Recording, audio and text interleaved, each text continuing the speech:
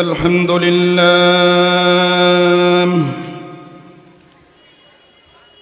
لله نحمده ونستعينه ونستغفره ونؤمن به ونتوكل عليه ونعوذ بالله من شرور أنفسنا ومن سيئات أعمالنا من يهده الله فلا مضل له ومن يضلله فلا هادي له ونشهد أن سيدنا وسندنا وحبيبنا وطبيبنا ومولانا محمدا عبده ورسوله أما بعد فأعوذ بالله من الشيطان الرجيم بسم الله الرحمن الرحيم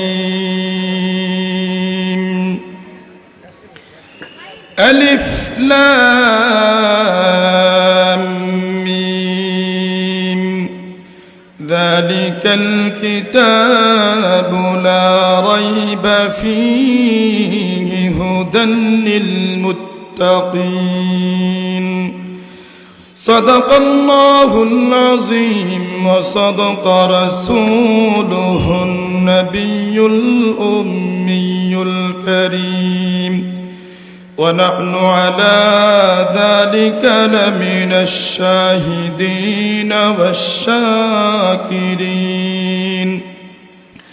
والحمد لله رب العالمين وقال رسول الله صلى الله عليه وسلم خيركم من تعلم القرآن وعلمه أو كما قال النبي عليه الصلاة والسلام আমরা সকলে মুহাব্বতের সাথে দুরূদ ইব্রাহিম পড়ি اللهم صل على محمد وعلى آل محمد كما صليت على إبراهيم وعلى آل إبراهيم إنك حميد مجيد اللهم بارك على محمد وعلى آل محمد كما باركت على إبراهيم وعلى آل إبراهيم إنك حميد مجيد আজকে আমার আলোচনার বিষয়বস্তু হচ্ছে আল হুকুকুল মুতাআল্লাকাতু বিল কুরআনিল কারীম। কুরআনুল কারীমের সাথে সম্পর্কিত যে সমস্ত অধিকারগুলো রয়েছে, হকগুলো রয়েছে, হকগুলো নিয়ে আলোচনা করব ইনশাআল্লাহ। কুরআনুল কারীমের অনেকগুলো হক আছে, তার মধ্যে হতে অন্যতম এবং প্রধানতম হক হচ্ছে আল ঈমান বিল কুরআন, কুরআনুল কারীমের উপর ঈমান আনয়ন করা।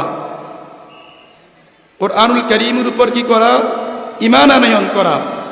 আমাকে আপনাকে বিশ্বাস করতে হবে রব্বে কারীম যে কোরআন মুহাম্মদুর রাসূলুল্লাহ সাল্লাল্লাহু আলাইহি ওয়াসাল্লাম এর উপর নাজিল করেছেন, এই কোরআনের মধ্যে কোনো মিস্টেক নাই, কোনো সন্দেহ নাই, ভুল নাই। বিন্দু পরিমাণ সন্দেহ যে করবে তার ঈমান থাকবে না। তার কি থাকবে না বলেন? ঈমান থাকবে না। কুরআনুল কারীমের প্রথম হক হচ্ছে আল ঈমান বিল কুরআন, কুরআনুল কারীমের উপর ঈমান আনয়ন করা। আল্লাহ পাক রব্বুল আলামিন বলেন, আফাতুমিনুনা বিবাদিল কিতাব ওয়া তাকফুরুনা বিবাদ, তোমরা কি কুরআনের কিছু অংশের উপর ঈমান আনয়ন করবা আর কিছু অংশের উপর ঈমান আনয়ন করবে না? তোমরা কি কুরআনের কিছু বিধানকে বিশ্বাস করবে আর কিছু বিধানকে বিশ্বাস করবে না? তোমরা কি কুরআনের কিছু বিষয়ের উপর আমল করবে আর কিছু বিষয়ের উপর আমল করবে না? বিষয়টা কি এমন? কুরআনুল কারীম এর মধ্যে রব্বে কারীম যে সমস্ত বিধানগুলো আমাদের জন্য প্রযোজ্য করেছেন, প্রত্যেকটা বিধানকে বিশ্বাসের সাথে আমল করা লাগবে। কি করা লাগবে বলেন? আমল করা লাগবে, বিশ্বাস করা লাগবে। কোন ব্যক্তি যদি বলে কুরআনুল কারীমের যত বিধান আছে সব বিধান আমি মানি, জিহাদের বিধান আমি মানি না, অথবা যদি বলে কুরআনুল কারীমের অমুক আয়াত আমার কাছে ভালো লাগে না, অমুক কথা আমার কাছে ভালো লাগে না, ওই ব্যক্তি মুসলিম না সাথে সাথে কাফের হয়ে যাবে? বলেন সাথে সাথে কি হবে? কাফের হয়ে যাবে। এজন্য রাসূল করিম সাল্লাল্লাহু আলাইহি ওয়াসাল্লাম বলেছেন, আমানু বিল্লাহি ওয়া রাসূলি, তোমরা আল্লাহ এবং আল্লাহর রাসূলের উপর ঈমান আনয়ন করো। ওয়াবিল কিতাবিল্লাযী নাযালা আলা রাসূলি, এবং ওই কিতাবের উপর বিশ্বাস স্থাপন করো যে কিতাবকে আল্লাহ পাক রব্বুল আলামিন আকায়ে তাজদারে মদিনা মুহাম্মদুর রাসূলুল্লাহ সাল্লাল্লাহু আলাইহি ওয়াসাল্লামের উপর নাজিল করেছেন। ওই কিতাবের উপর আমাদেরকে কি করতে হবে? বিশ্বাস করতে হবে। ওই কিতাবের উপর আমাদেরকে ঈমান আনয়ন করতে হবে। এজন্য মুহতারাম হাজরিন, পেপার পত্রিকার নিউজের মধ্যে ভুল হতে পারে, আন্তর্জাতিক মিডিয়া সংবাদের মধ্যে ভুল থাকতে পারে, মন্ত্রী পরিষদের সিদ্ধান্ত ভুল থাকতে পারে, কিন্তু আল্লাহ এবং আল্লাহর রাসূল যা বলেছেন শতভাগ সত্য, মিথ্যার কোনো মিশ্রণ নাই, মিথ্যার কোনো সম্ভাবনা নাই। যে ব্যক্তি বলবে কুরআনের মধ্যে মিথ্যা আছে, রাসূলের কোনো কথা মিথ্যা হওয়ার সম্ভাবনা আছে, ওই ব্যক্তির ঈমান থাকার কথা না। ওই ব্যক্তির কি থাকার কথা না? ঈমান থাকার কথা না। ওই ব্যক্তি মুসলিম থাকবে না, ওই ব্যক্তি কাফের হয়ে যাবে। মুহতারাম হাজরিন, এজন্য রব্বে কারীম শুরুতেই বলেছেন, আলিফ লাম মিম যালিকাল কিতাবু লা রাইবা ফীহি হুদাল লিল মুত্তাকিন।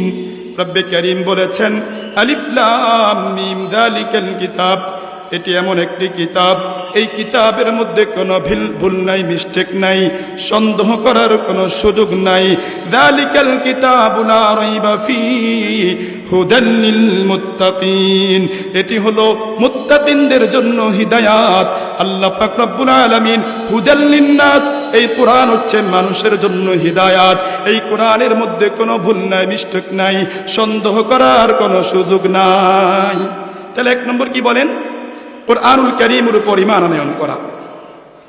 নাম্বার 2, কুরআনুল কারীমের বিশুদ্ধ তিলাওয়াত শিক্ষা করা। 2 নম্বর কি বলেন?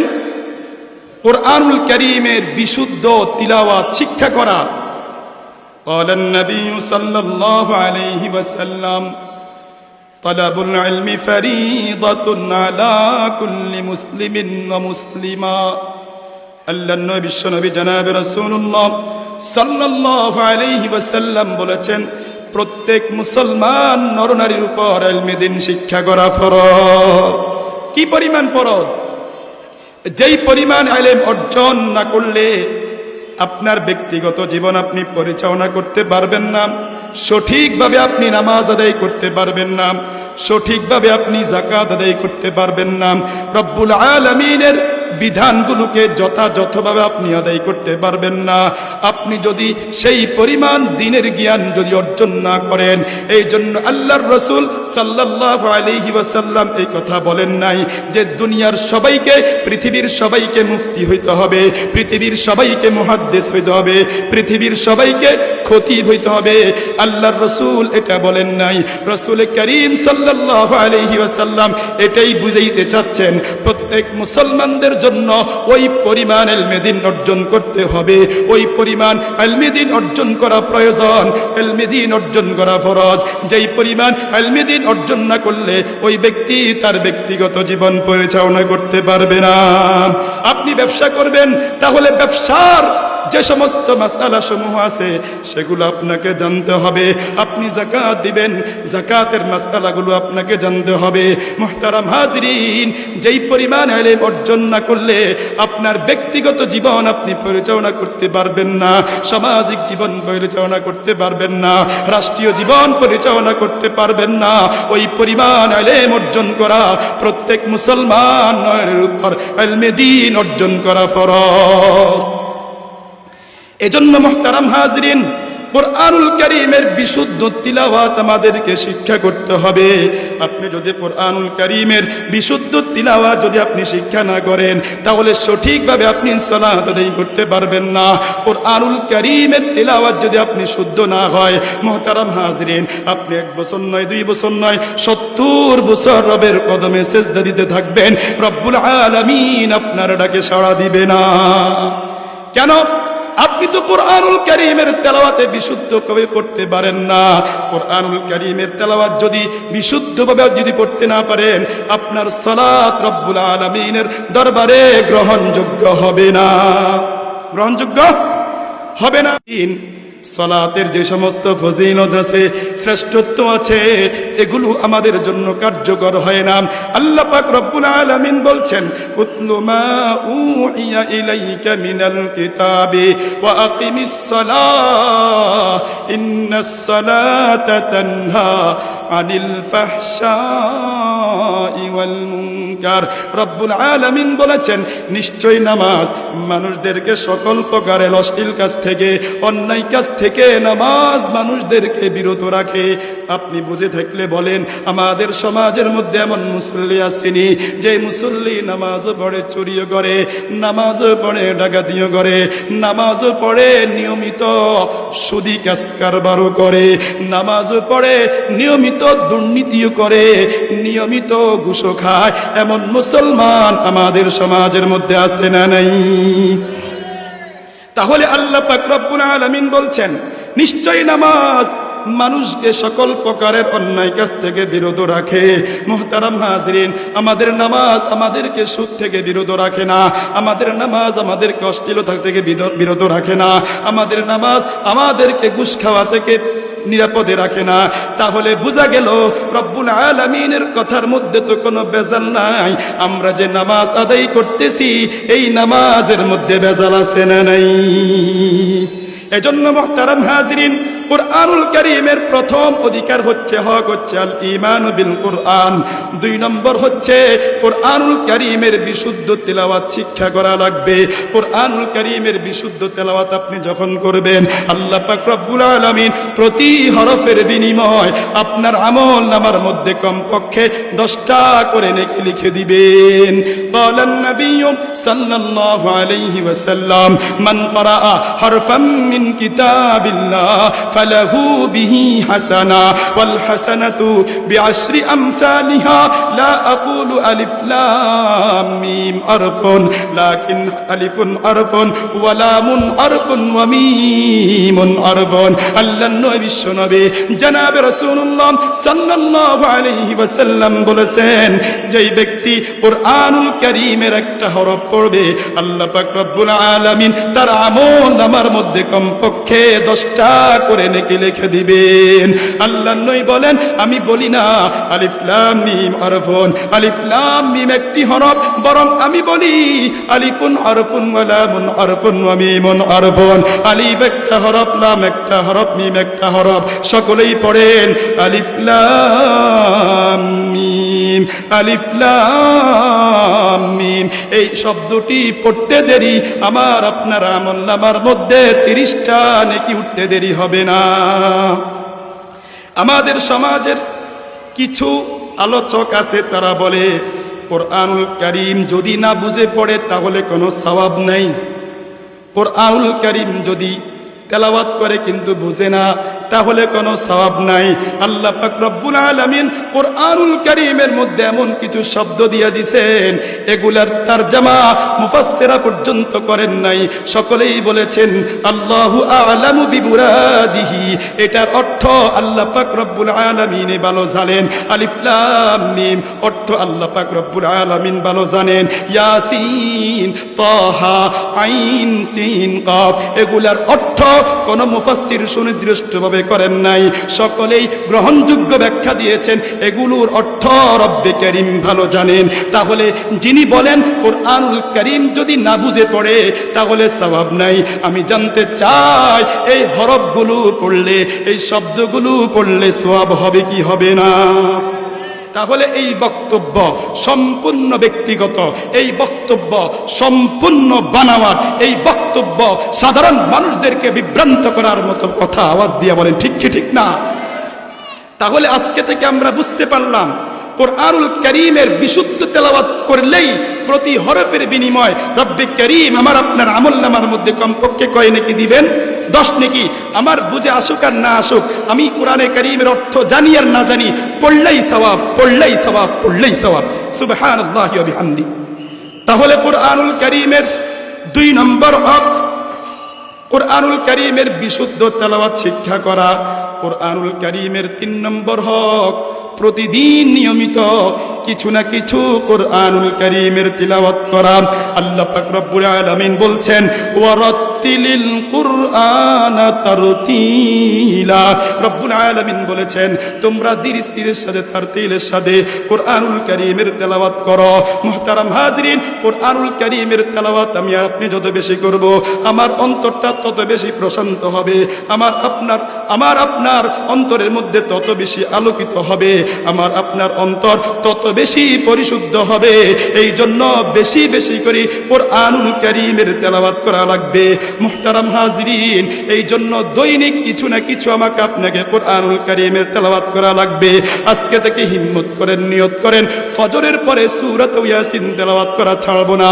আল্লাহর নবী বিশ্বনবী জনাব রাসূলুল্লাহ সাল্লাল্লাহু আলাইহি ওয়াসাল্লাম বলেছেন, যেই ব্যক্তি দিনের শুরুতে কোরআনুল কারীমের সূরা ইয়াসিন তেলাওয়াত করবে, ওই দিনের যত প্রয়োজন আছে, যত হাজাত আছে, আল্লাহ পাক রব্বুল আলামিন তার হাজাতগুলোকে পূরণ করে দিবে।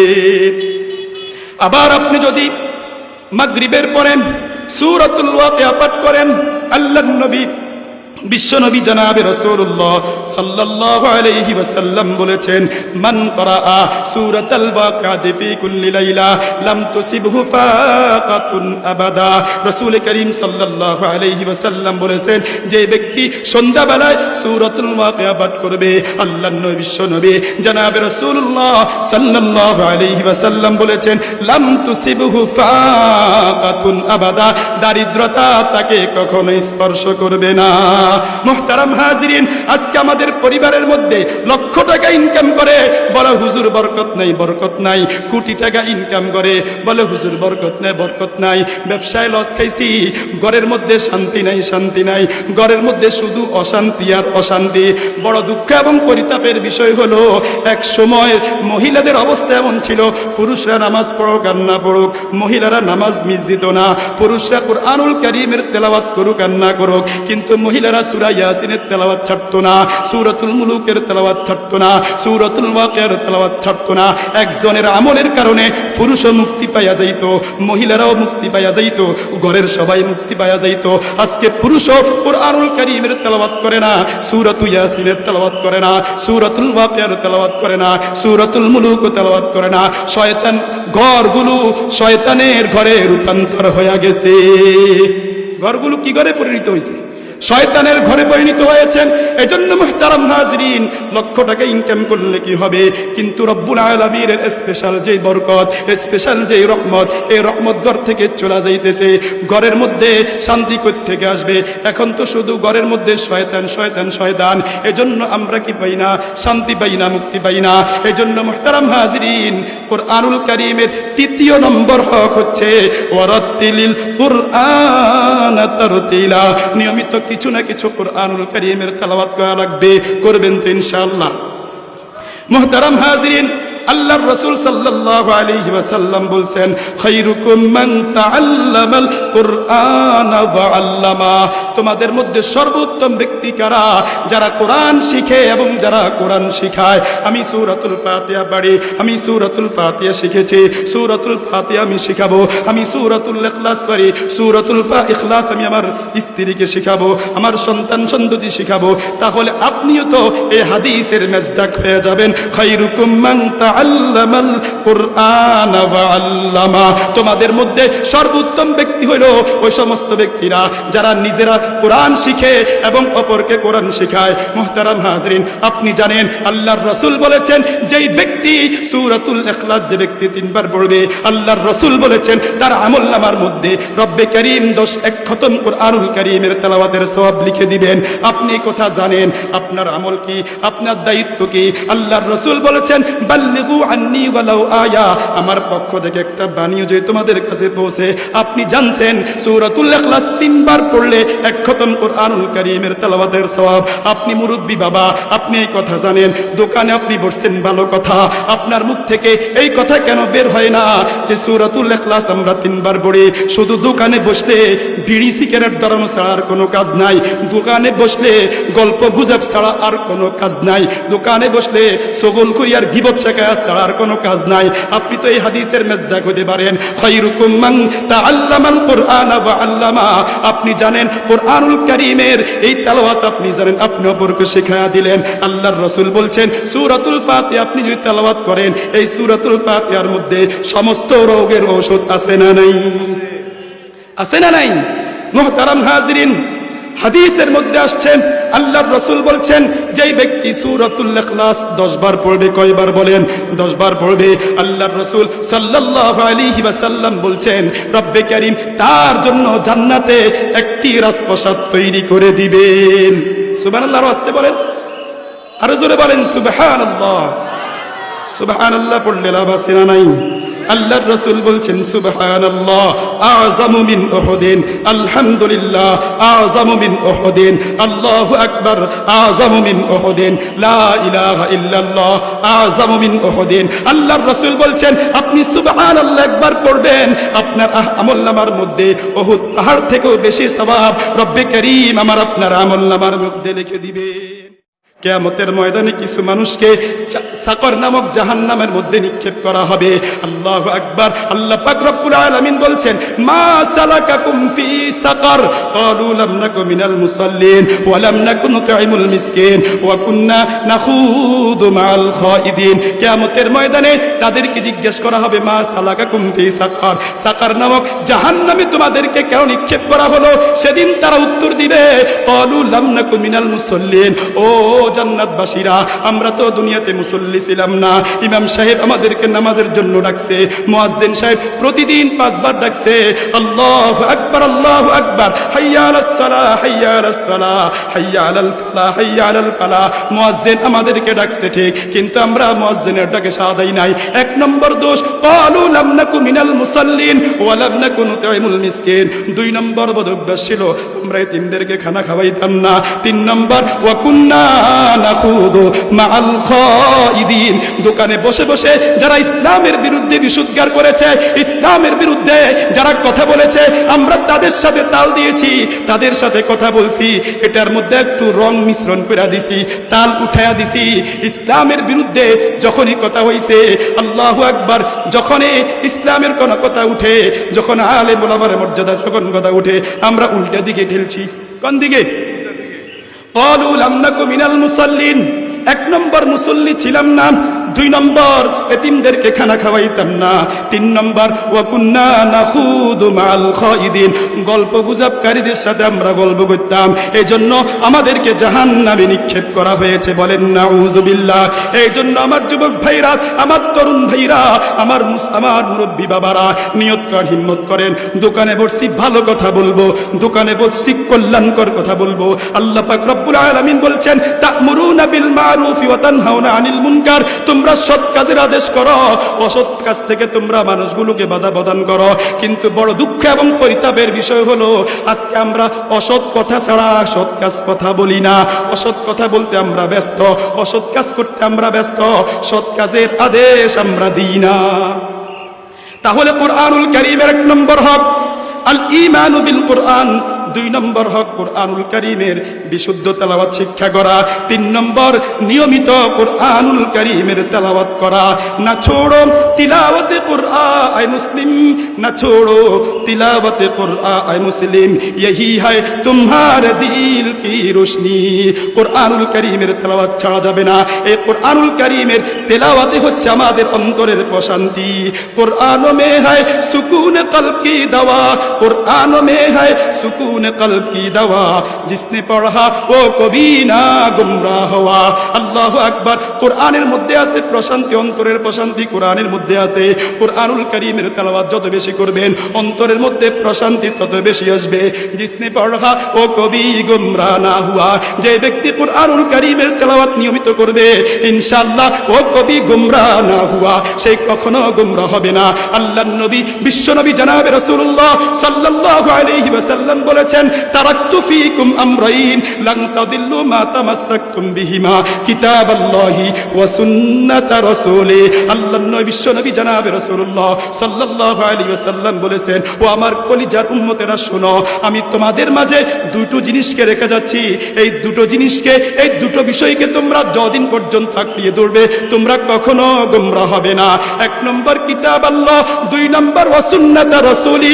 1 নম্বর হলো কুরআনুল কারীমের, কুরআনুল কারীমকে যতদিন পর্যন্ত তোমরা আঁকড়িয়ে ধরবা, 2 নম্বর আমার রাসূলের সুন্নতকে যতদিন পর্যন্ত তোমরা আঁকড়িয়ে ধরবা ততদিন পর্যন্ত তোমরা গোমরাহ হবে না।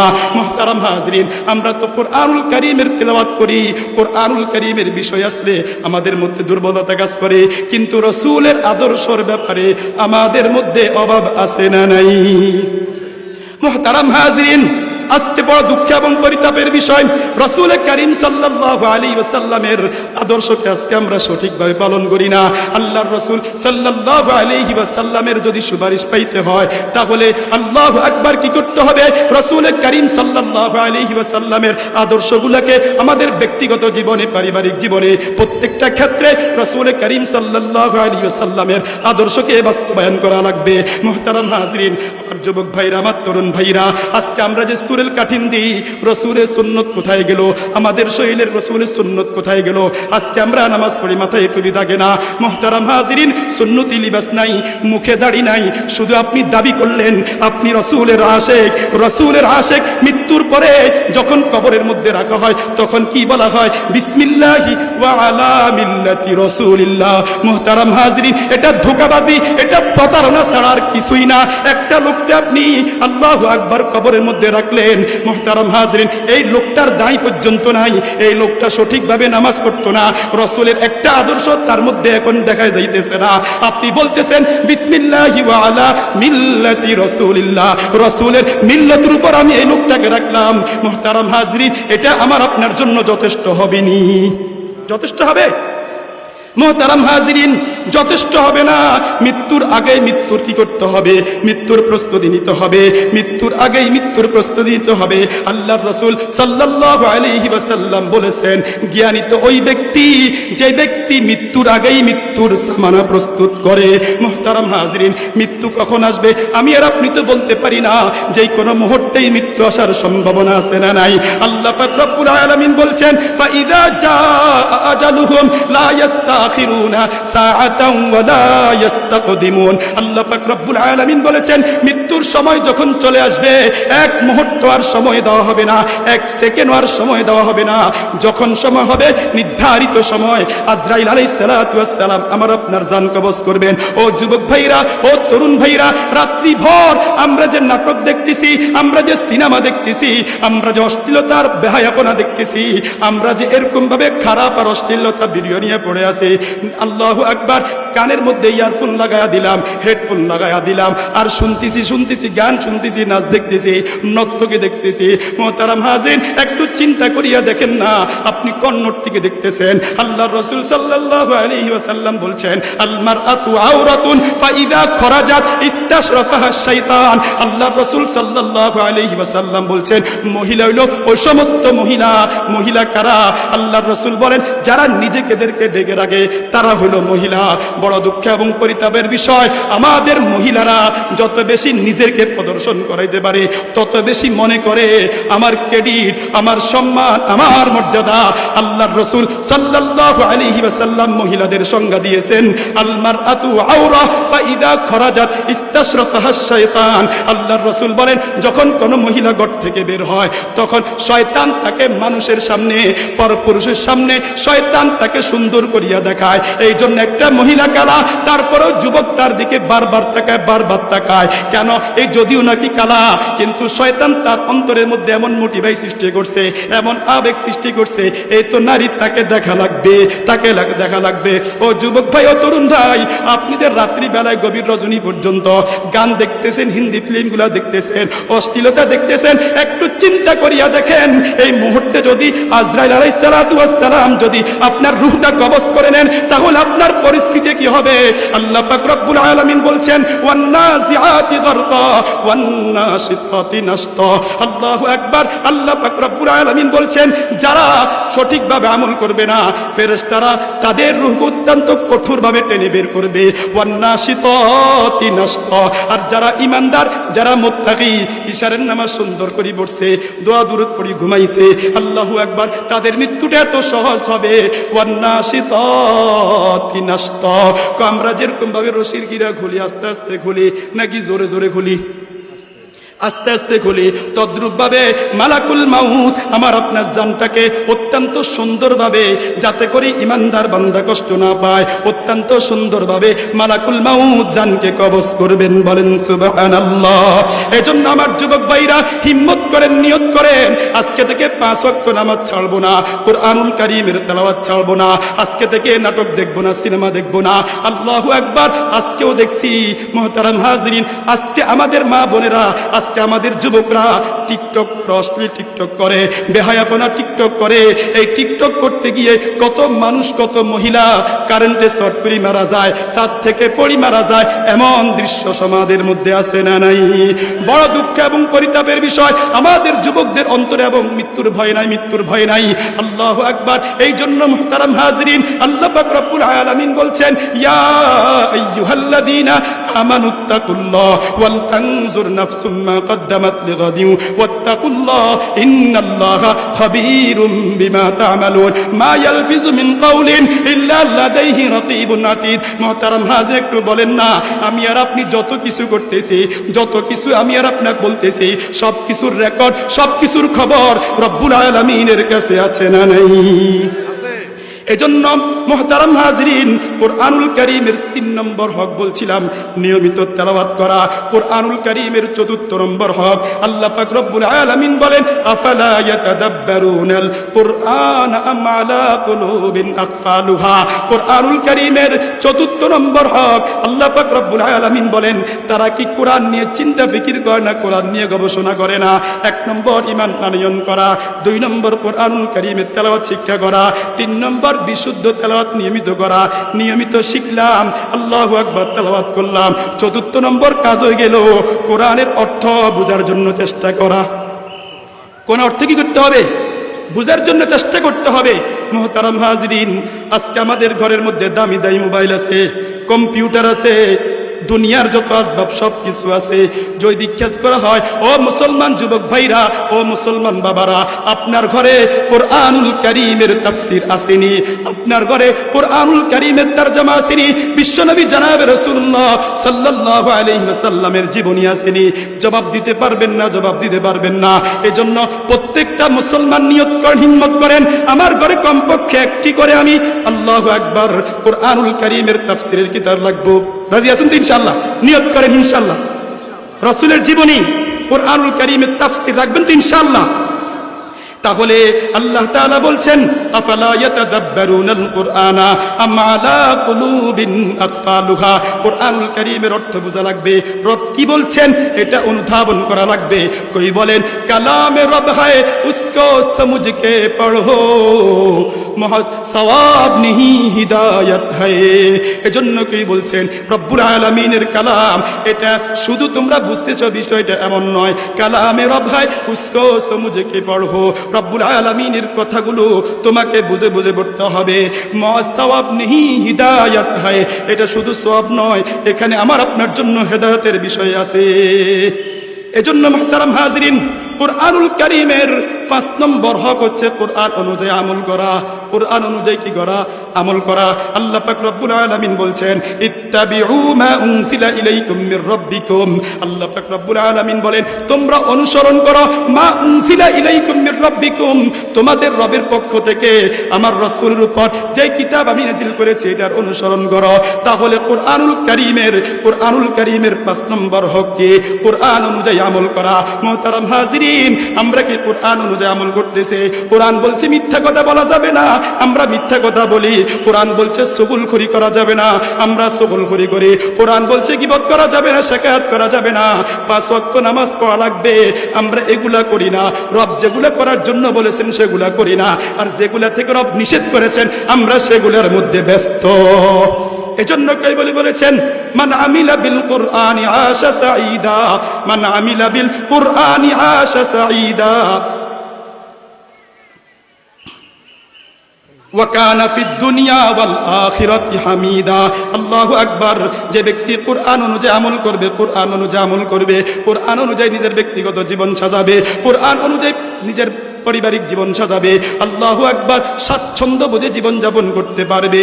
আর যে ব্যক্তি কুরআন অনুযায়ী আমল করবে না, ওয়া কানা ফিদ দুনিয়া ওয়াল আখিরাতি হামিদা, কুরআন অনুযায়ী যদি আপনি আমল করেন দুনিয়াতেও আল্লাহ পাক রব্বুল আলামিন আপনাকে প্রশংসিত বানা দিবেন, আপনার সুনাম ছড়া দিবেন, আর আখিরাতেও আল্লাহ পাক রব্বুল আলামিন আপনাকে প্রশংসিত করে দিবেন। মান আমিলা বিল কুরআনি আশা সাঈদা ওয়া কানা ফিদ দুনিয়া ওয়াল আখিরাতি হামিদা। এজন্য মুহতারাম হাজিরিন, আম্মা জান আয়েশা সিদ্দিকা রাদিয়াল্লাহু তাআলা আনহাকে আল্লাহু আকবার সাহাবায়ে কেরাম জিজ্ঞেস করলেন, ও আম্মা জান আয়েশা, আল্লাহর রাসূলের চরিত্র কি? আল্লাহর রাসূল সাল্লাল্লাহু আলাইহি সাল্লামের চরিত্র কি? তখন আম্মা জান আয়েশা সিদ্দিকা রাদিয়াল্লাহু তাআলা আনহা বলেছেন ফাকালাত কানা খুলুকুহুল কুরআন, রাসূলের চরিত্রই হলো কুরআন। সুবহানাল্লাহ। রাসূলের চরিত্র কি? কুরআন। এজন্য মুহতারাম হাজিরিন, আল্লাহু আকবার, আল্লাহ পাক রব্বুল আলামিন আমাদেরকে শ্রেষ্ঠ উম্মত বানাইছেন, আল্লাহ পাক রব্বুল আলামিন আমাদেরকে শ্রেষ্ঠ নবী দান করেছেন। শ্রেষ্ঠ নবীর উম্মত আমরা, আমাদেরকে রাসূল কারীম সাল্লাল্লাহু আলাইহি ওয়াসাল্লামের প্রত্যেকটা আদর্শকে আমাদেরকে বাস্তবায়ন করা লাগবে। আল্লাহ পাক রব্বুল আলামিন আমাদের নবী বিশ্বনবী জনাবে রাসূলুল্লাহ সাল্লাল্লাহু আলাইহি ওয়াসাল্লামের চারিত্রিক সার্টিফিকেট দিয়েছেন। রাসূল কারীম সাল্লাল্লাহু আলাইহি ওয়াসাল্লাম যখন দ্বীনের কাজ করা যখন শুরু করে দিলেন, আল্লাহু আকবার, তখন মানুষ আল্লাহু আকবার রাসূল কারীম সাল্লাল্লাহু আলাইহি ওয়াসাল্লামকে বিভিন্ন ভাবে কটাক্ষ করলো। আল্লাহ পাক রব্বুল আলামিন আয়াত নাজিল করে দিলেন ওয়া ইন্নাকা লাআলা খুলুকিন নাযীম। আমাদের নবী বিশ্বনবী নামে জনাবে রাসূলুল্লাহ সাল্লাল্লাহু আলাইহি ওয়াসাল্লাম মহান চরিত্রের অধিকারী। এজন্য মুহতারাম হাজিরিন, কুরআনুল কারীমের 5 নম্বর হক হচ্ছে কুরআন অনুযায়ী আমল করা। এজন্য কোরআনকে আঁকড়িয়ে ধরতে হবে। দাঈদ দুনিয়া ওয়া খিজবিল কুরআনি সাবিলা, দাঈদ দুনিয়া ওয়া খুজবিল কুরআনি সাঈদা। আল্লাহু আকবার। দুনিয়াকে ছাড়তে হবে, দুনিয়া নিয়ে পাগল পারা হওয়া যাবে না, দুনিয়া নিয়ে ব্যস্ত হওয়া যাবে না। আপনার পলককে আপনাকে ঠিক রাখতে হবে, আপনার নামাজ ঠিক, আপনার সব কিছু ঠিক, দ্বীনি লাইন যদি আপনার ঠিক থাকে, রব্বে কারীম যদি আপনাকে কোটি কোটি টাকার মালিক বানান, কোনো সমস্যা আসেনি? কোনো সমস্যা নাই। মুহতারাম হাজিরিন, কিন্তু আপনার নামাজ নাই, জিকির নাই, মাওলা পাকের সম্পর্ক নাই, রাসূলের মোহাব্বত নাই, আপনি শুধু দুনিয়া দুনিয়া দুনিয়া দুনিয়া, দুনিয়ার চাকচিক্য, দুনিয়া নিয়ে আপনি পেরেশান থাকবেন না। এজন্য কই বলেন দাঈদ দুনিয়া, দুনিয়া ছাড়ো, ওয়া খুজবিল কুরআনি সাবিলা। আল্লাহু আকবার। কোরআনের রাস্তা ধরো, ফাফিহিল ফালাহু ওয়াল ঈশু সাবিলা। আল্লাহু আকবার। কোরআনের পথে যখন আপনি আসবেন, আল্লাহ পাক রব্বুল আলামিন আপনাকে কামিয়াবি দান করে দিবে। কুরআনুল কারীমের 6 নম্বর হক আত-তাহাকুমু ইলাল কুরআন, কোরআন অনুযায়ী বিচার কার্য করা। আজকে আমাদের থানাগুলোর মধ্যে কোরআনের বিচার আসেনি, আমাদের প্রধান বিভাগে বিচার কার্য আসেনি কোরআন অনুযায়ী। কোরআন অনুযায়ী না থাকার কারণে মিথ্যা মামলায় আমরা মানুষদেরকে জড়াই কি জড়াই না? এজন্য কুরআনুল কারীমকে যতদিন পর্যন্ত পৃথিবীর বুকে বাস্তবায়ন করা না যাবে, ততদিন পর্যন্ত পৃথিবীর বুকের মানুষের শান্তি আশা করা যায়।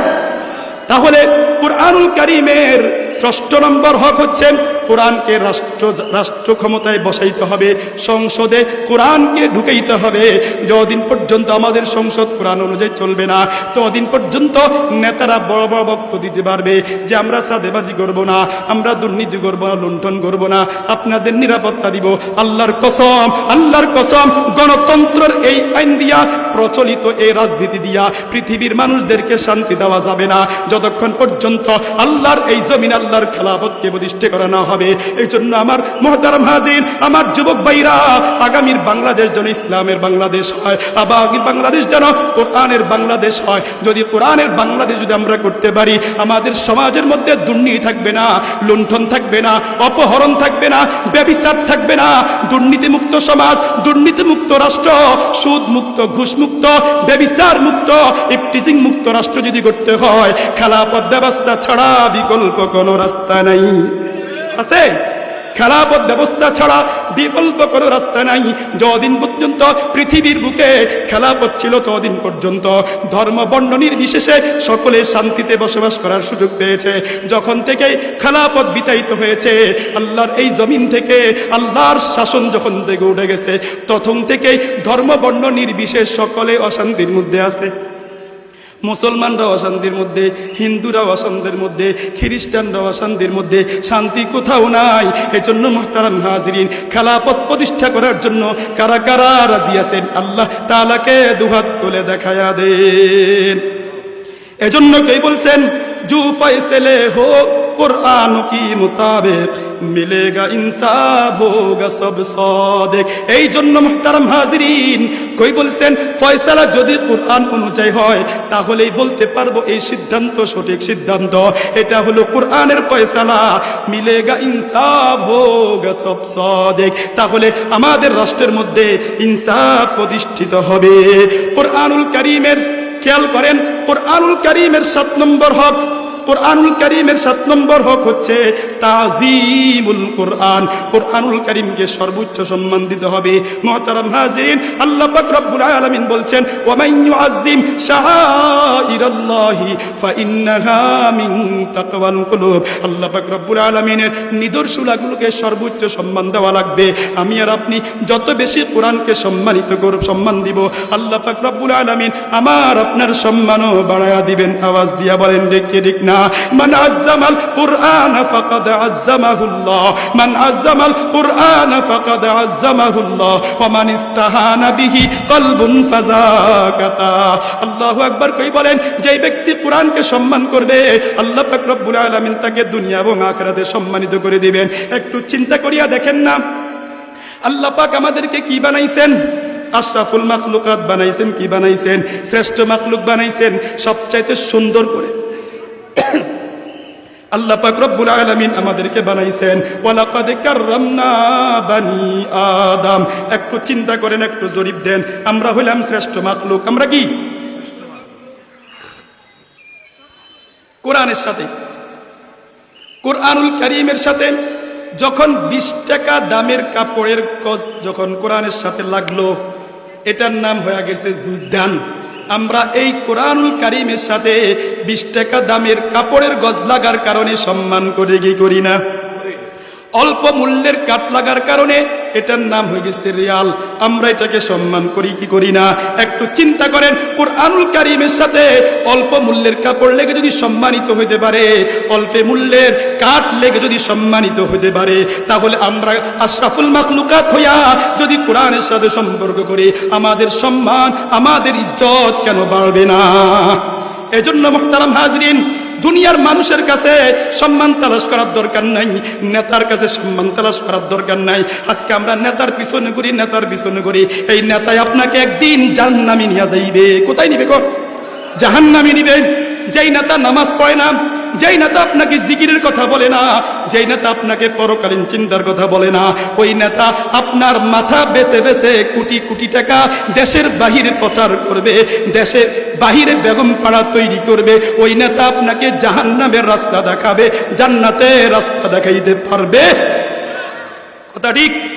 মুহতারাম হাজরিন, এই জন্য কোরআনুল কারীমের সাথে সম্পর্ক করতে হবে।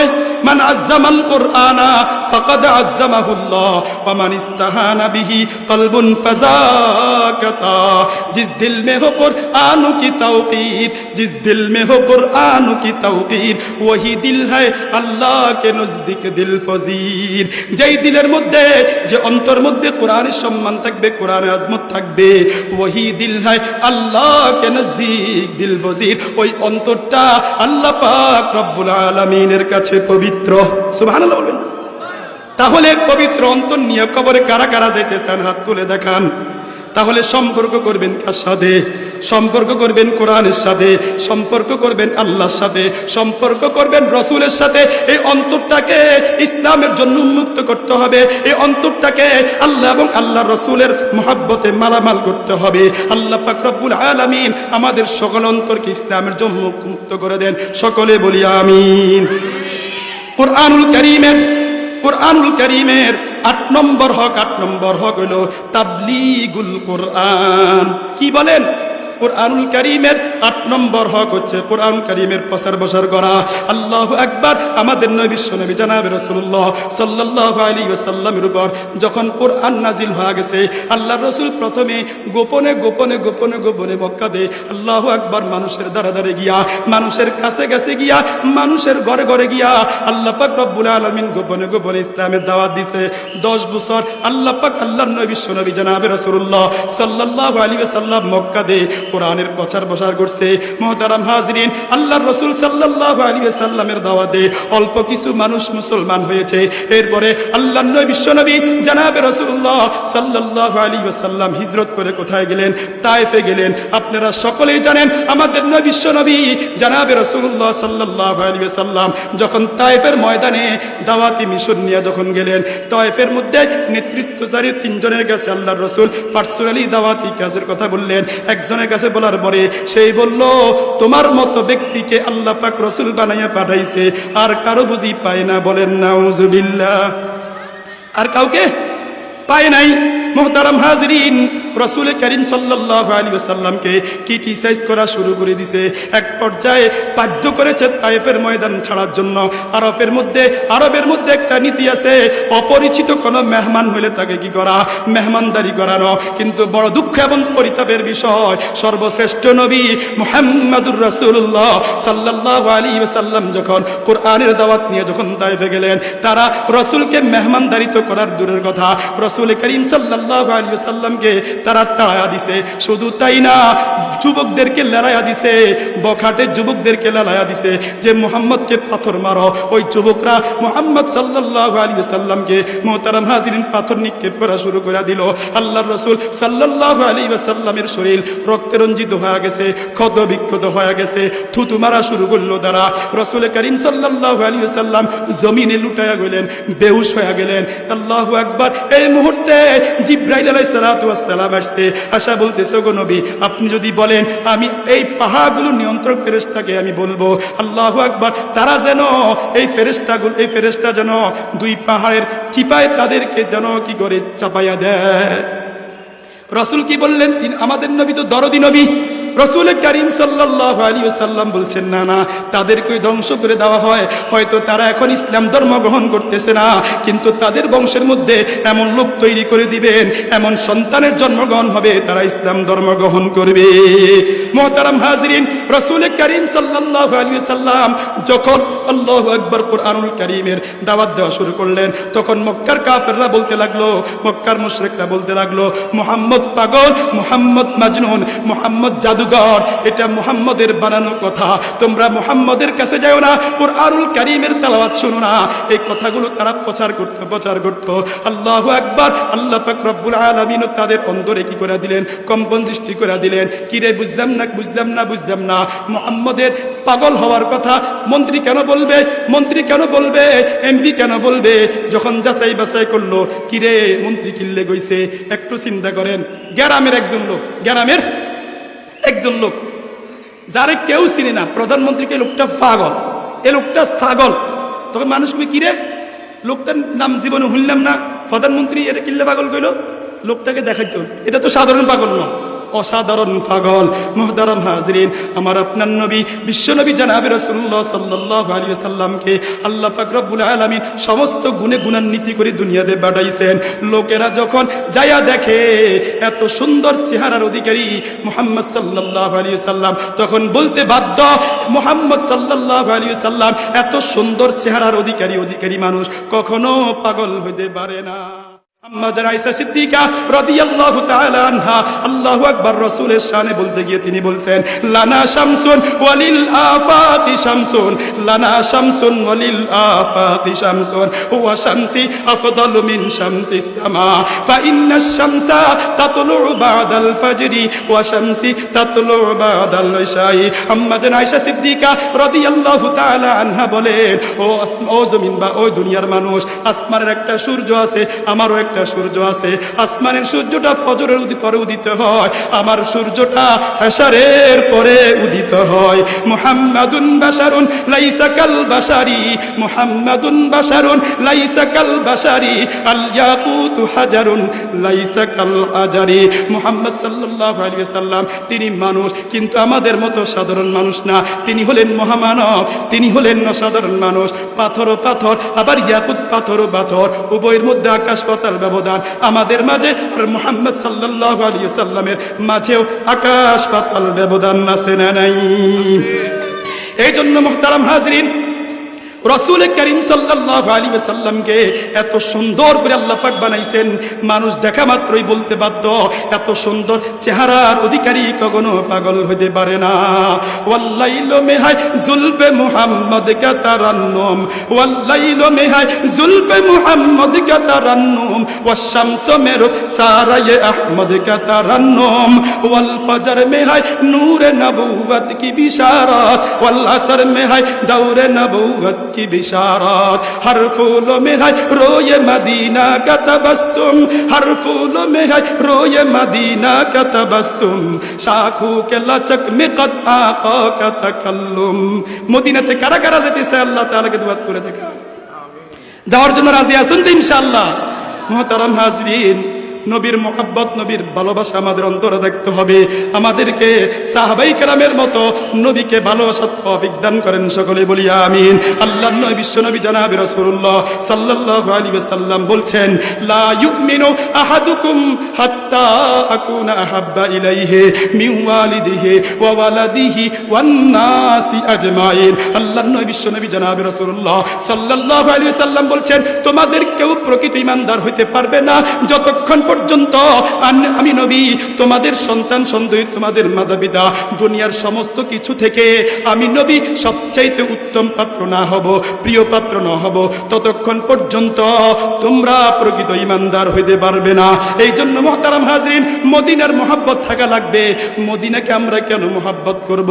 মদিনাকে আমরা এজন্যই মোহাব্বত করব, এই মদিনার মধ্যে আমাদের নবী আকায়ে তাজদারে মদিনা সাইয়্যিদুল মুরসালিন খাতামুন নবিয়্যিন তিনি এই মদিনার মধ্যে শুয়ে আছেন। এই জন্য মদিনার মোহাব্বত আমাদের অন্তরে বিদ্যমান করতে হবে।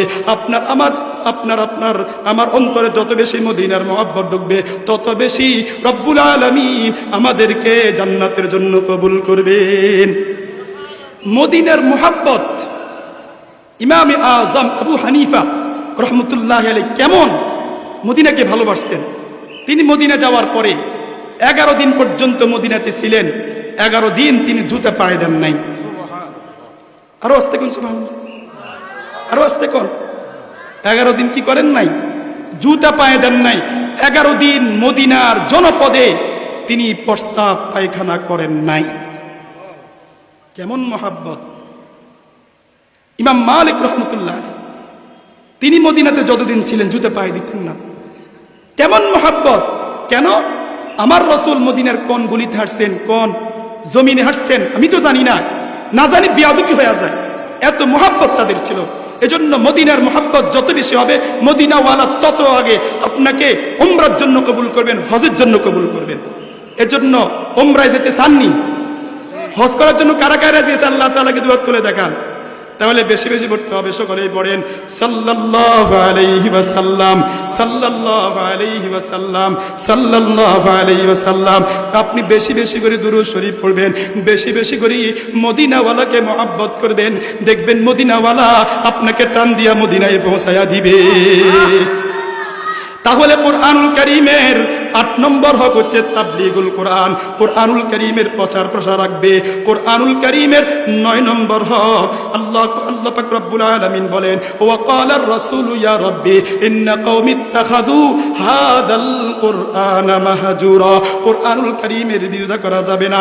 মানুষের কথা যদি কোরআনের বিরুদ্ধে যায়, নেতার কথা যদি কোরআনের বিরুদ্ধে যায়, তাহলে নেতার পিছনে আসবেন না কোরআনকে সম্মান করবেন। নেতার কথা শুনবেন না কোরআনের কথা শুনবেন। কোরআন বলছে দুনিয়ার রাজনীতি করা যাবে না। আপনি কোন রাজনীতি করবেন?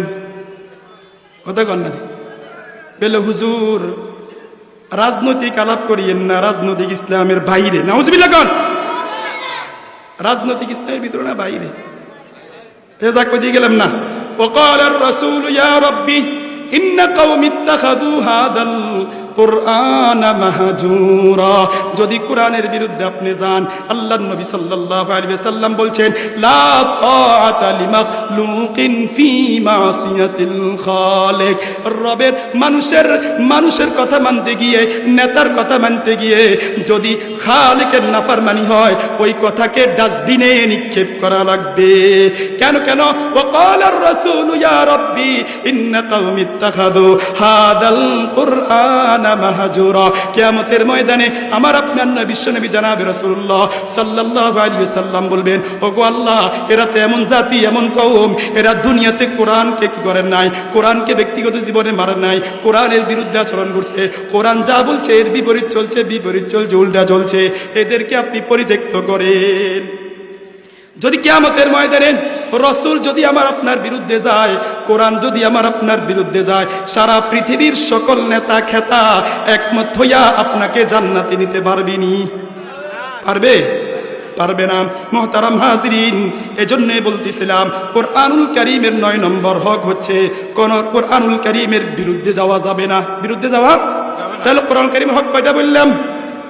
9টা বললাম। এখন আমাদেরকে জানতে হবে আমাদের সন্তানদেরকে আমরা কোরআন শিখাবো কি শিখাবো না? কারা কারা রাজি আছেন যে সন্তানকে হাফেজ বানাবো, সন্তানকে আলেম বানাবো, সন্তানকে মুফতি মুহাদ্দিস বানাবো? রাজি আছেন তো ইনশাআল্লাহ? লাভ আছে না নাই? ক্বালান নবী সাল্লাল্লাহু আলাইহি ওয়াসাল্লাম, আল্লাহর নবী বিশ্বনবী জনাবে রাসূলুল্লাহ সাল্লাল্লাহু আলাইহি ওয়াসাল্লাম বলছেন ইউকালু লিসাহিবিল কুরআন ইকরা ওয়ারতাকি ওয়ারাত্তিল কামা কুনতা তুরাত্তিল ফিদ দুনিয়া ফা ইন্না মানজিলাকা ইনদা আখিরি আয়াতিন তাকরাউহা। আল্লাহর নবী বিশ্বনবী জনাবে রাসূলুল্লাহ সাল্লাল্লাহু আলাইহি ওয়াসাল্লাম বলছেন কিয়ামতের ময়দানে আল্লাহ পাক রব্বুল আলামিন হাফেজে কোরআনকে বলবে, হাফেজা মেয়েকে বলবে ইউকালু লিসাহিবিল কুরআন ইকরা, তুমি পড়তে থাকো, বার্তাটি চড়তে থাকো, ওয়ারাত্তিল কামা কুনতা তুরাত্তিল ফিদ দুনিয়া, দুনিয়াতে যেমন সলিত কণ্ঠে তার তিলের সাথে কোরআন কারীমের তেলাওয়াত করতে, এখনো তুমি কোরআনুল কারীমের তেলাওয়াত করো। তোমার পঠিত শেষ আয়াতের স্থান হবে তোমার বাসস্থান। আপনি যদি আপনার সন্তানকে হাফেজ বানান, আলেম বানান, আল্লাহ পাক রব্বুল আলামিন আপনাকে পরকালে কেমন সম্মান করবেন, আল্লাহ পাক রব্বুল আলামিন কেমন সম্মানিত করবেন। ক্বালান নবী সাল্লাল্লাহু আলাইহি ওয়াসাল্লাম মান ক্বারাআল কুরআন ওয়া আমিলা বিমা ফীহি উলবিসা ওয়ালিদাহু তাজান ইয়াউমাল কিয়ামা যাওহু আহসানু মিন যাওইশ শামসি ফী বুয়ুতিদ দুনিয়া লাউ কানাত ফীকুম ফামা যান্নুকুম বিল্লাযী আমিলা বিহা। আল্লাহ পাক আপনাকে হাফেজ কোরআনের মা বানাইলেন, হাফেজ কোরআনের বাবা বানাইলেন, আপনার সম্মান কত বেশি।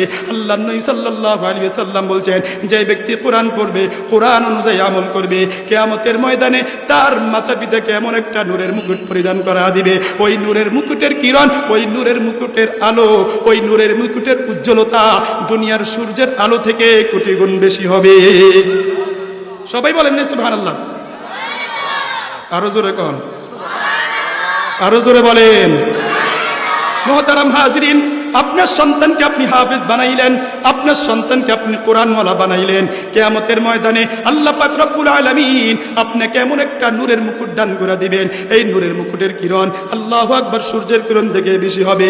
আল্লাহর নবী সাল্লাল্লাহু আলাইহি সাল্লাম বলছেন, ও আমার সাহাবায়ে কেরামরা, শুনো শুনো শুনো শুনো, কিয়ামতের ময়দানে হাফেজ কোরআনের মাতা পিতাকে যদি এমন মর্যাদা আমি আল্লাহ দিই, তাহলে তোমরা কি ধারণা করেছ একজন হাফেজ কোরআনের দাম কত বেশি? আরো হাদিসের ভিতরে আল্লাহর রাসূল সাল্লাল্লাহু আলাইহি ওয়াসাল্লাম বলছেন, মান ক্বারাআল কুরআন ফাস্তাযহারাহু ফাহাল্লা হালালাহু ওয়া হাররামা হারামাহু আদখালাহু আল্লাহুল জান্নাহ ওয়া শাফাআহু ফি আশরাতিন মিন আহলি বাইতিহি কুল্লুহুম ক্বাদ ওয়াজাবাত লাহুন নার। আল্লাহর নবী বিশ্বনবী জনাবে রাসূলুল্লাহ সাল্লাল্লাহু আলাইহি ওয়াসাল্লাম বলছেন, যে ব্যক্তি কোরআন পড়েছে, কোরআন মুখস্থ করেছে, হালালকে হালাল জেনেছে, হারামকে হারাম জেনেছে, আদখালাহু আল্লাহুল জান্নাহ, আল্লাহ পাক রব্বুল আলামিন ওই হাফেজ কোরআন ওই আলেমে দিনকে আল্লাহ পাক রব্বুল আলামিন জান্নাতে প্রবেশ করাবেন।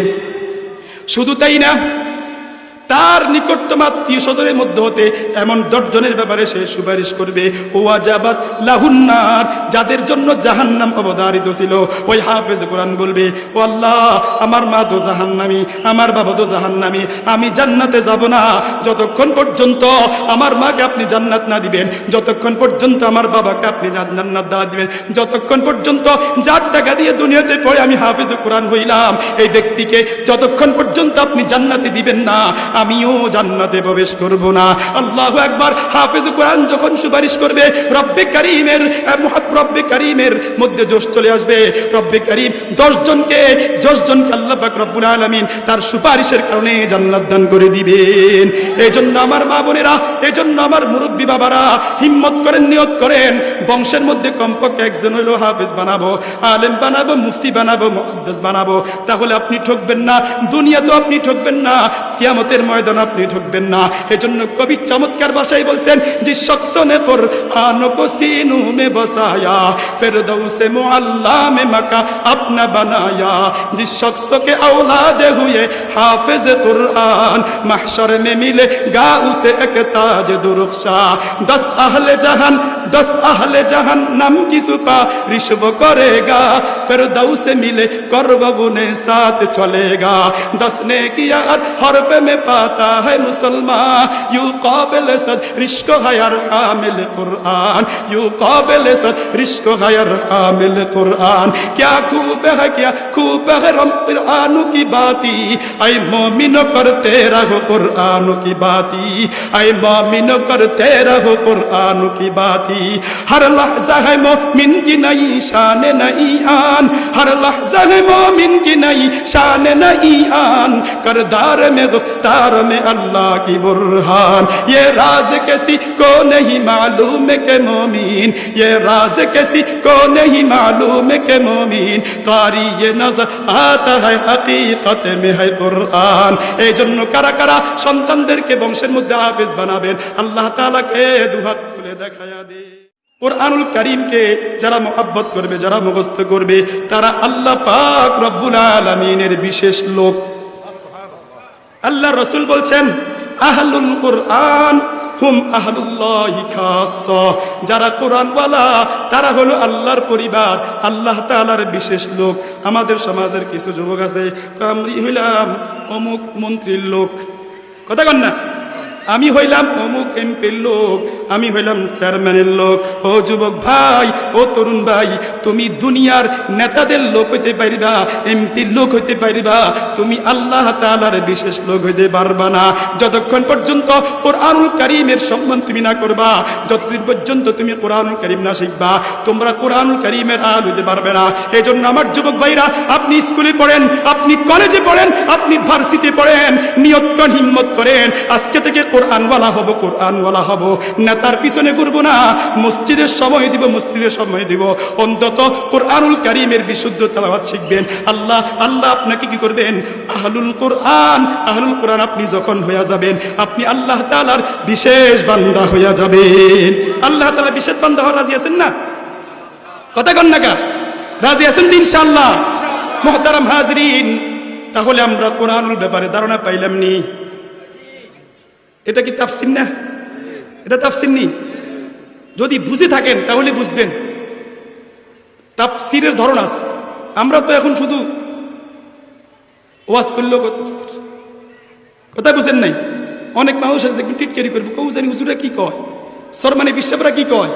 কালকে আমি আলোচনা ছিল কালারাইতা মাগরিবের পরে, আলোচনা শেষ করে বাজারে আসছি, অটোতে উঠছি, এই পরিমাণ বলতেছে কিছু যুবক, কয় মাদ্রাসা উর্দু কেন পড়ায়, পারসি কেন পড়ায়, এটা কি তার গবেষণার জায়গা? আমার যুবক ভাইরা, উর্দু পড়াইলে ফার্সি পড়াইলে আপনার সমস্যা কি? আপনার সমস্যা কি? আর বলতেছে যে উজানিওয়ালারা কি বয়ান করে, বুঝি টুঝি না, শের গো শের। আহা, আল্লাহু আকবার। বুজুর্গদের এক এক কথার মধ্যে কি পরিমাণ ওজন আর কি পরিমাণ ওয়েট আমরা কল্পনা করতে পারবো না।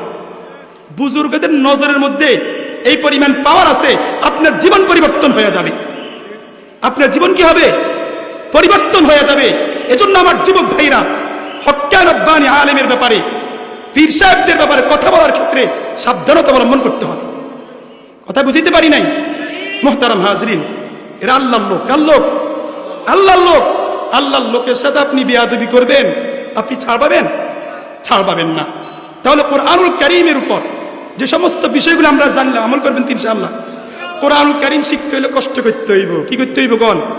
এই বড় বড় মুফতি, বড় বড় মুহাদ্দিস, তারা কিভাবে হয়েছে? কষ্ট করছে।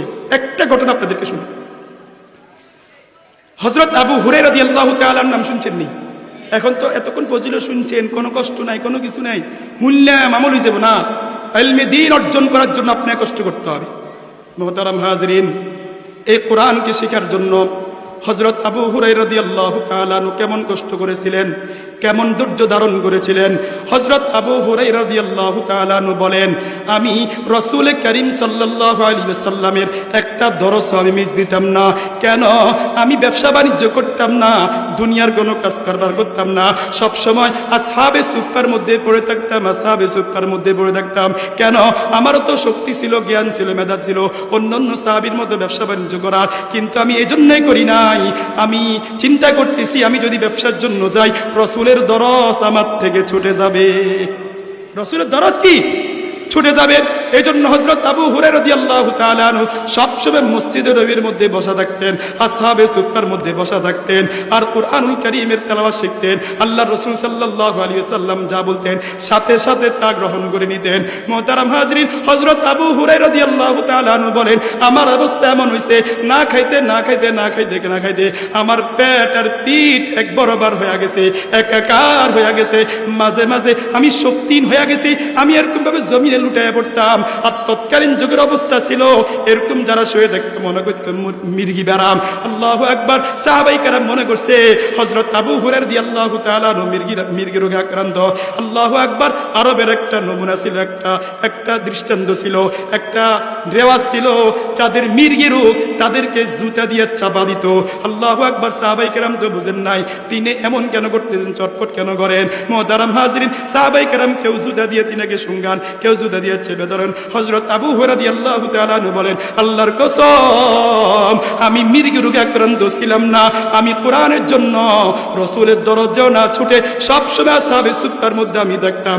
খাইলেও থাকতাম, না খাইলেও থাকতাম, না খাইয়া আমার পেট আর পিঠ এক বরাবর হয়ে গেছে, আমার আর কোনো শক্তি নাই। একদিনের ঘটনা, হযরত আবু হুরায়রা রাদিয়াল্লাহু তাআলা আনহু এশার নামাজ আদায় করার পরে নিজেকে আর স্তব্ধ রাখতে পারেন নাই। মসজিদে নববীর দরজার মধ্যে, গেটের মধ্যে তিনি শুয়ে গেছেন। সাহাবায়ে কেরাম এক একজন করে বাইরে হইতেছেন। এক পর্যায়ে আল্লাহু আকবার, হযরত ওমর ফারুক রাদিয়াল্লাহু তাআলা আনহু মসজিদের দরজা দিয়ে বাইরে হইতেছেন। আল্লাহু আকবার। হযরত আবু রাদিয়াল্লাহু তাআলা আনহু বলেন, আসসালামু আলাইকুম। আমি শুয়ে হযরত ওমর রাদিয়াল্লাহু তাআলা সালাম দিলাম, তিনি সালামের উত্তর দিল, আর আমি দেখতে পাইলাম তিনার চেহারার মধ্যে এমন ক্ষুধার চাপ, মনে হয় যেন হযরত ওমরও 3 দিন পর্যন্ত খানা খান নাই। এরপর বাইর হইল খলিফাতুর রাসূল হযরত আবু বকর সিদ্দিক রাদিয়াল্লাহু তাআলা আনহু। তিনিও হযরত আবু হুরায়রা রাদিয়াল্লাহু তাআলার সাথে কথাবার্তা বলে তিনিও বাইর হয়ে গেলেন। সর্বশেষ আমাদের বিশ্ব নবী জনাবে রাসূলুল্লাহ সাল্লাল্লাহু আলাইহি ওয়াসাল্লাম মসজিদে নববীর বের বেরোর সময় হযরত আবু হুরায়রা রাদিয়াল্লাহু তাআলা দেখতে পেলেন। দেখার সাথে সাথে আল্লাহর রাসূল সাল্লাল্লাহু আলাইহি ওয়াসাল্লাম হযরত আবু হুরায়রা রাদিয়াল্লাহু তাআলা নূর মাথার মধ্যে হাত দিয়ে বলে, আবু হুরায়রা তুমি বুঝি ক্ষুধার্ত, তুই বুঝি ক্ষুধার্ত? মুহতারাম হাজরিন, রাসূল করিম সাল্লাল্লাহু আলাইহি ওয়াসাল্লাম এই কথা বলার পরে আল্লাহু আকবার, আল্লাহ রাসূল সাল্লাল্লাহু আলাইহি সাল্লাম বললেন, আবু হুরায়রা তুমি আমার সাথে চলো। আল্লাহু আকবার। হযরত আবু হুরায়রা রাদিয়াল্লাহু তাআলা আনহু বলেন, আসহাবে সুফফার মধ্যে ক্ষুধার্ত থাকার কারণে আমি আল্লাহ পাক রব্বুল আলামিনের বিশেষ নিয়ামত আমি দেখতে পেয়েছি। রাসূল করিম সাল্লাল্লাহু আলাইহি ওয়াসাল্লাম আবু হুরায়রাকে তিনার ঘরে নিয়ে গেলেন। এক পেয়ালা দুধ, এক গ্লাস দুধ, এক গ্লাস দুধ হযরত আবু হুরায়রা রাদিয়াল্লাহু তাআলা আনহুকে দিলেন। দিয়া বললেন, আবু হুরায়রা তোমার মত আসহাবে সুফফার মধ্যে আর কতজন সাহাবী এমন ক্ষুধার্ত আছে, তাদেরকে দাওয়াত দিয়ে নিয়ে আসো। মুহতারাম হাজরিন, হযরত আবু হুরায়রা রাদিয়াল্লাহু তাআলা আনহু চিন্তা করলেন, হুজুর বুঝলাম না, আমি একা ক্ষুধার্ত, এক গ্লাস দুধ আমি খাবো না, আসহাবে সুফফার সবাই খাবো। আল্লাহর রাসূল সাল্লাল্লাহু আলাইহি সাল্লাম তো বললেন সবাইকে আনার জন্য। আসহাবে সুফফার মধ্যে যত সাহাবী ছিলেন সবাইকে আল্লাহু আকবার তিনি ডেকে আনলেন। হযরত আবু হুরায়রা বলেন, আমি নিজ হাতে প্রত্যেকজন সাহাবাই কেরামদেরকে আমি তৃপ্তি সহকারে খাওয়াইয়া দেখলাম গ্লাস থেকে বিন্দু পরিমাণ দুধ কমে নাই। হযরত আবু হুরায়রা বলেন, আমি আল্লাহ পাক রব্বুল আলামিনের বিশেষ নিয়ামত সচক্ষে দেখেছি। এরপর আল্লাহর রাসূল সাল্লাল্লাহু আলাইহি ওয়াসাল্লাম বললেন, আবু হুরায়রা এখন তুই পান করো। এরপর আমিও আল্লাহু আকবার পরিতৃপ্ত হইয়া পান করেছি। বলতেছিলাম মুহতারাম হাজরিন, এই কোরআন যে আপনি শিখবেন আপনাকে কষ্ট করতে হবে, মেহনত করতে হবে, মুজাহাদা করতে হবে। আপনাকে কষ্ট মুজাহাদা ছাড়া কোরআনুল কারীমের তেলাওয়াত শেখা যাবে না।